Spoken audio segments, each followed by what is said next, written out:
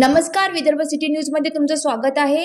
26 November Rashtrawadi Congress party किसान सभा प्रदेश कमिटीमध्ये उपाध्यक्षपदी advocate Narendra Raut यांची नियुक्ती करण्यात आली आहे। राष्ट्रवादी काँग्रेस पार्टीचे राष्ट्रीय अध्यक्ष तथा राज्याचे उपमुख्यमंत्री अजितदादा पवार तसेच प्रदेशाध्यक्ष खासदार सुनीलजी तटकरे व राष्ट्रवादी किसान सभाचे राज्याध्यक्ष ॲडव्होकेट वसंतराव मनकर यांच्या मार्गदर्शन व नेतृत्वाखाली राष्ट्रवादी पक्षाचे ध्येय धोरणे सर्व सामान्यपर्यंत पोहोचवण्यासाठी व शेतकऱ्यांच्या जीवनात सुख समृद्धी येण्यासाठी तसेच राष्ट्रवादी किसान सभा मजबूत करण्याच्या दृष्टीने पक्षाने त्यांच्यावर विश्वास दर्शवून काम करण्याची संधी देत जबाबदारी सोपवण्यात आली आहे। ॲडव्होकेट नरेंद्र राऊत यांना राष्ट्रवादी काँग्रेस पार्टी किसान सभा प्रदेश उपाध्यक्ष म्हणून नियुक्ती पत्र मिळताच त्यांनी अमरावतीच्या आमदार सौ सुलभाताई खोडके व राष्ट्रवादीचे संघटन महासचिव आमदार संजय खोडके यांची भेट घेतली व जिल्ह्यातील कृषी विकासाच्या मुद्द्यावर चर्चा केली। जिल्ह्याच्या ग्रामीण भागात शेतकरी व कृषी विकासाचे अनेक प्रश्न आहेत,